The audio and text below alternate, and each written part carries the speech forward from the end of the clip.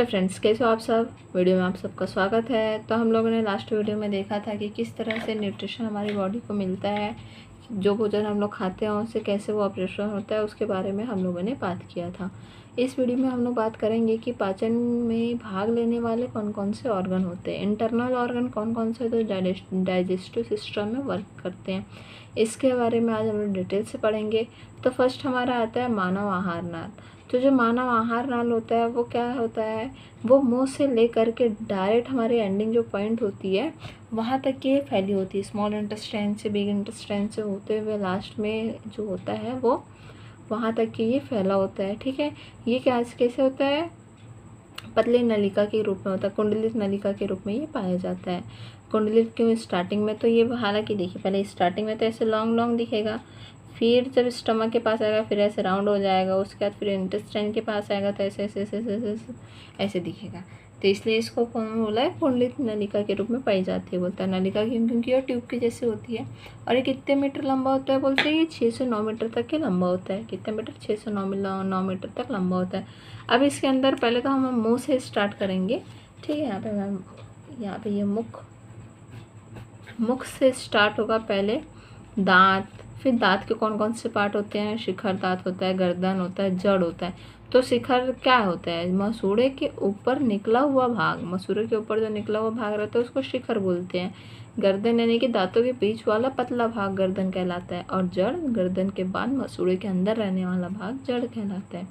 तो दांत ये 3 प्रकार के हो गए। अब मुंह में दांत के अलावा और क्या है दोस्तों, दांत के अलावा है हमारा जीभ, टंग।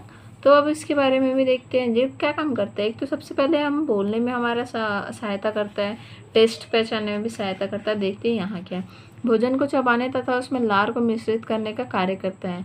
कौन कार्य करता है, जीभ। यह मुख गुहर दांतों को साफ रखने का भी काम करता है, हमारे माउथ और हमारे टीथ को भी ये क्लीन रखने का काम करता है। फिर सहायक पाचन अंग का भी कार्य करता है। अगर जब तक इसमें लार मिलेगा नहीं, भोजन एकदम लुगदी जैसे चिपचिपा होगा नहीं, तो वो कैसे अंदर जाएगा, उसके बारे में भी वो भी काम ये करता है। फिर स्वाद पहचानने में भी मदद करता है, जो इसके बारे में हम लोग बात कर चुके हैं। देखिए स्वाद पहचानने में भी मदद करता है। तो ये हमारा था मानव आहार नाल के अंदर क्या क्या है। पहले तो हम मुँह से स्टार्ट किए। अब सेकेंड हम लोग देखते हैं क्या, ग्रसनी। ग्रसनी किससे कहते हैं, मुख गुहा के पिछले भाग, जो किसके आकार का होता है, जो मुख गुहा का पिछला भाग होता है, जो केप के आकार का होता है, वो केप के आकार के गुदे के रूप में परिलक्षित होती है, उसे ग्रसनी कहते हैं। केप के आकार का ही होता है तो उसको क्या बोलते हैं, ग्रसनली बोलते हैं। ठीक है, केप के आकार का ऐसे नहीं ऐसे दिखता है, उसके आकार का होता है, उसको ग्रसनली बोलते हैं। ठीक है, क्या लिखा है फिर से देख लेते हैं। ग्रसनी किसे कहते हैं, ग्रसनी मुख गुहा के पिछले भाग, जो कि केप के आकार का होता है, केप के आकार का होता है, गुहा यानी कि गुफा के समान भी दिखता है, उसे हम लोग क्या कहेंगे, ग्रसनी कहेंगे। इसका क्या काम करता है, भोजन जिस द्वार से निगला जाता है उसे ग्रसनली में खोलता है। ये क्या काम करता है, हम लोग जो भोजन खाते हैं ना, वो डायरेक्ट जिस लाइन से जाना चाहिए उसी लाइन में ले जाके कौन, ग्रसनली उस डोर को ओपन कर देता है, वहाँ के द्वार को खोल देता है। और जो कंठ द्वार होती है, जो हमारे बोलने के लिए हेल्प करता है, वो कंठ द्वार श्वसन नली में खुलता है। जो कंठ द्वार है वो श्वसन नली में खुलता है। देखिए हो ना, वो हमारे मुंह के अंदर जो तलवा ऊपर वाला होता है वहाँ पे 2 छेदे जैसे दिखते हैं, तो वो श्वसन नली, वो ट्रैकिया में ऐसे खुलता है। सॉरी, वो ट्रैकिया नहीं है, फिर से एक बार, ग्रसनी किसको बोलेंगे, मुख गुहा के पिछले भाग, मुख गुहा के ग्रसनी मुख गुहा के पिछले भाग, जो कि केप के आकार के रूप में दिखते हैं, गुहे के रूप में यानी कि एक गुफा के रूप में दिखते हैं, उसे हम ग्रसनी कहेंगे। ग्रसनी क्या करते हैं, भोजन जिस द्वार से जाता है, हम लोग जहाँ से निकलते हैं वहाँ पे वो ग्रास नली से मिलाता है, वहाँ पे ग्रास नली में जाके ये भोजन के पास खोल देता है। अब कंठ द्वार यानी कि श्वसन नली में खुलता है। अब जो खाना जो कंठ द्वार होता है, जो बोलते हैं हम लोग, वो सब जो होता है वो कहाँ, श्वसन नली में खुलता है बोलते हैं। उसके बाद यहाँ पे ग्रास नली किसको बोलते हैं, यह 10 से 12 इंच लंबी ट्यूब के समान रचना होती है। किसके समान होती है, 10 से 12 इंच लंबी ट्यूब के समान एक रचना होती है। यह रचना ग्रासनी और स्टमक के बीच स्थित होती है।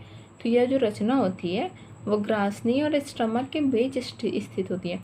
यहाँ से ग्रासनी आ जाएगा, स्टमक तो आपको पता है ऐसे ऐसे दिखता है। ठीक है, तो इसके बीच में होती है, बोलते हैं कौन, ग्रास नली।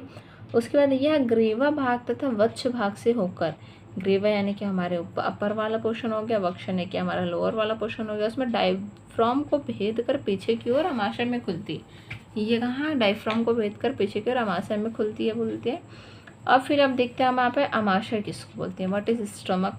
यह ग्रास नली में जे आकार की नलिका की स्ट्रक्चर के फॉर्म में होती है। जे आकार के नलिका के स्ट्रक्चर फॉर्म में ये व्यवस्थित होती है।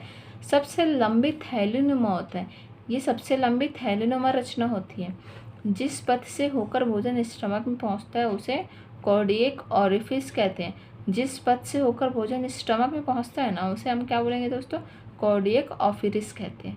ठीक है, तो हम आमाशय का यहाँ पे स्टमक ये थोड़ा वर्क है। अभी हम और डिटेल से यहाँ पे देखते हैं कि क्या है स्टमक का वर्क।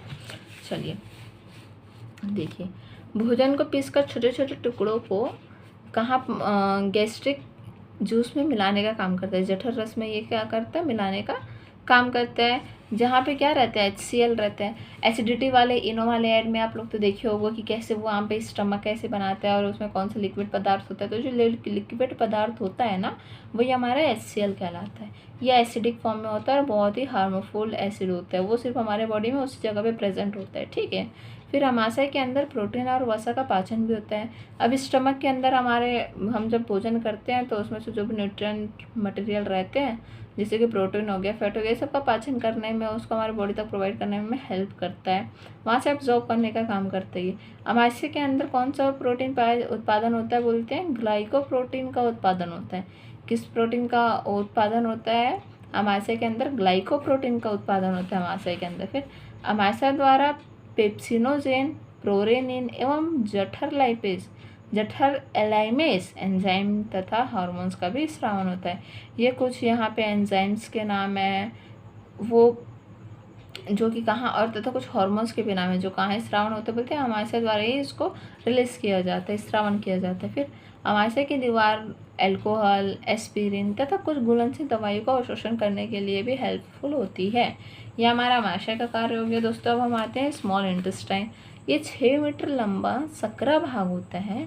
कौन से आकार का होता है? यू आकार के ट्यूब के जैसे होता है। इसके 3 पार्ट होते हैं दोस्तों, ग्रहणी, जेजुनम और इलियम। तो ग्रहणी जो होती है वो यू आकार की होती है, 20 से 30 सेंटीमीटर तक लंबी होती है। ठीक है, 20 से 30 सेंटीमीटर तक की लंबी होती है। जो छोटी आंत का मध्य भाग होता है वो 2 से 4 सेंटीमीटर लंबा होता है। ठीक, ये जो जेजुनम है वो छोटी आंत का मध्य भाग है जो कि 2 से 4 सेंटीमीटर लंबा होता है। अब बोलेंगे व्हाट इज जेजुनम, जेजुनम क्या है? तो आप यहाँ बस टेंथ क्लास में हमें इतना ही पता रहना चाहिए कि कहाँ प्रेजेंट होता है। छोटी आंत के मध्य भाग में प्रेजेंट होता है, 2 से 4 सेंटीमीटर तक फैला होता है। ठीक है, अब बोलते हैं इलियम किसे कहते हैं? यह छोटी आंत का एक बड़ा कुंडलित तथा बड़ा हिस्सा होता है। इलियम जो छोटी आंत होती है, स्मॉल इंटेस्टाइन, इसका बड़ा कुंडलित तथा बड़ा हिस्सा होता है जो कि 5.5 से 5.8 मीटर लंबा होता है। ठीक, तो दोस्तों यहाँ पे स्मॉल इंटेस्टाइन का फंक्शन अब देखते हैं हम लोग स्मॉल इंटेस्टाइन का वर्क तो देख लें।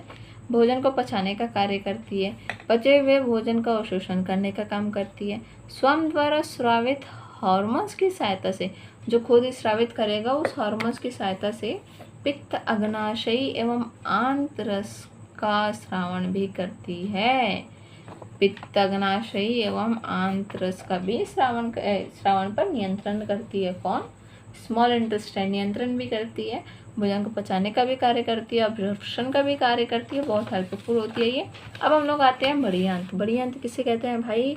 स्मॉल इंटेस्टाइन का इलियम, जो हम स्मॉल इंटेस्टाइन में इलियम पढ़े थे, जो 5.5 से कितना सेंटीमीटर था हमारा इलियम?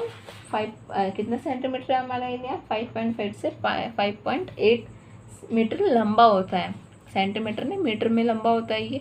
तो ये जो होता है वो कहाँ? लार्ज इंटेस्टाइन में आके खुलता है। स्मॉल इंटेस्टाइन से चला कहाँ आगे खुलेगा? लार्ज इंटेस्टाइन में खुलेगा। यह अवशोषी अंग होता है, ये भी अब्सॉर्ब करने का काम करता है। कभी कभी इसके अंदर किसी तरह का भोजन फंस जाता है, सड़ जाता है या फूल जाता है, जिसके कारण पेट दर्द करता है, पेट में दर्द स्टार्ट हो जाता है। ये इसी के कारण होता है जब हमारा भोजन पचा नहीं होता है। फिर बड़ी आंत का अंतिम हिस्सा थोड़ा चौड़ा तथा लगभग 15 सेंटीमीटर लंबा होता है, जिसे मलाशय कहते हैं।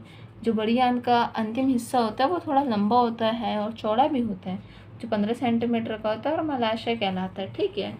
फिर बड़ी आंत के क्या कार्य हैं? श्लेष्मा को स्रावित करने में, आंत की दीवारों की रक्षा करने में, अनपचे भोजन से जल का अवशोषण करने में, अनपचे भोजन का बहिक्षेपण तथा उसके पूर्व मलाशय में संग्रहण करने में।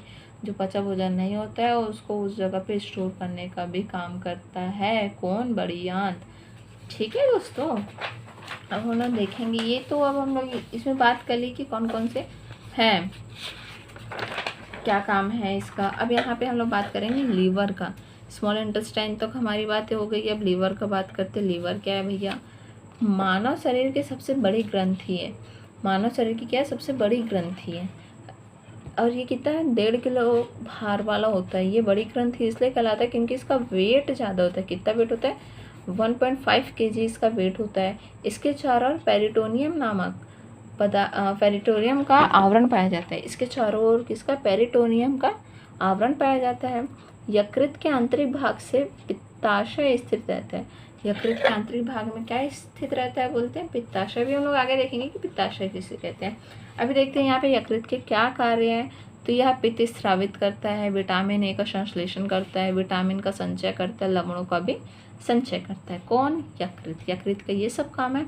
अब देखते हैं यहाँ पे अग्नाशय किसे कहते हैं। अग्नाशय गुलाबी रंग का पीले रंग की एक ग्रंथि होती है जो कि 20 सेंटीमीटर लंबा होता है। जो कि कितना? 20 सेंटीमीटर लंबा होता है, जो 65 से 165 ग्राम का होता है।